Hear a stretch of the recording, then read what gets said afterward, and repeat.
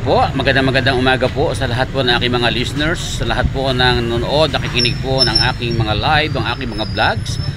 Ngayon po umaga, ngayon po ay August 4, 2020 po, 2025. Ako po ay narito ngayon sa Barangay San Bartolome ng Santo Tomas City, Batangas, kung saan ay nasa gawin likuran ko po ang ating po mga naglilinis ng ating po mga kanal.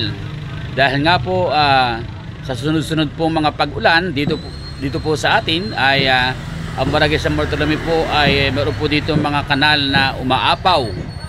At sa araw na ito, sa mga sandaling puti, makikita po ninyo kung ano po yung nakukuha nila doon po sa mga kanal na umaapaw, na ito po ay nagiging sanhi ng mga pagbaha dito po sa kalsada po ng Barangay San Bartolome.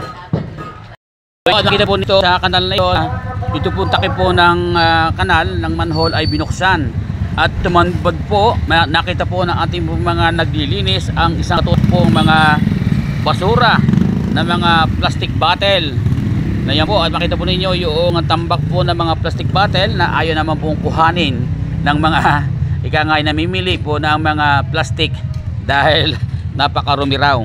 So ganyan po yung status po ng kanal na ika nga po ay marami pong buhangin, na ito po mga lupang ito po mga buhangin na ito ay galing po dyan sa may TR4 highway na ginagawa pong highway dito po sa may tapat po sa may lugar po ng Barangay San Bartolome, na meron po dyan mga mababang lugar na ang giniginda po ng baha dito po sa highway na ito ay ang pasukin po ang nayon ng Barangay San Bartolome. Kaya yan po yung pong resulta, nagkakaroon po ng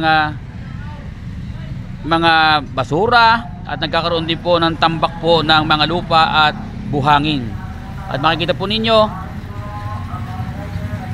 narito po yung ating pong mga nag-aayos at nag-aalis po ng pasak po ng kanal na ito. At yan po ang ating pong admin ng barangay sa mga oras na ito. At yan po ay kanila pong tinitingkap. Yan. Dahil po dito po sa lugar na ito pong pinakabutas na ito ay dito po dumadaan po yung tubig, na hindi po ika nga ay nakakadiretso ang tubig doon sa kanal pakaluran, dahil nga po meron pong mga bara. Ayun po yung resulta ng pagkakaalis ng takip po ng manhole ng kanal na ito, na talaga naman po isang kuta na burap ang kabara na po sa kanal. Kaya po yung tubig o yung tubig na galing po sa mga kanan na kanila pong ginagamit hindi po makaos, hindi po nga siya makadaan dito sa kanal dahil marami nga pong nakabara. Nariyan po yung mga plastic bottle, nariyan po yung mga lagayan po ng taho, ayan, nariyan din po yung buhangin, yung lupa, sama-sama na po yan. At may mga kahoy-kahoy na rin at tumigas na po.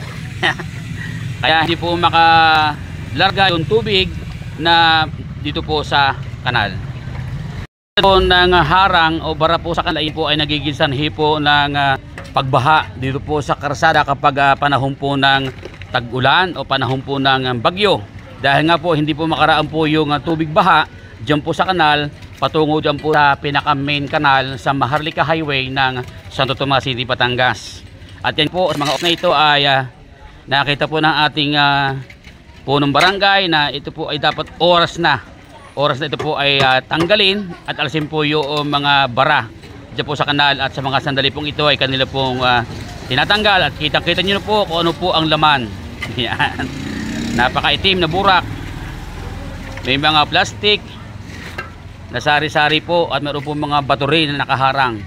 Magandang umaga po sa inyo lahat. Ito po ang pangyayari po dito sa Barangay San Bartolome ngayong umaga, na sila po ay nagkakaroon po ng paglilinis po dito sa kanal na ito dahil pag po ika nga'y bumabagyo itong ulan, umaapaw po sa kalsada, meron po bara dyan po sa kanal.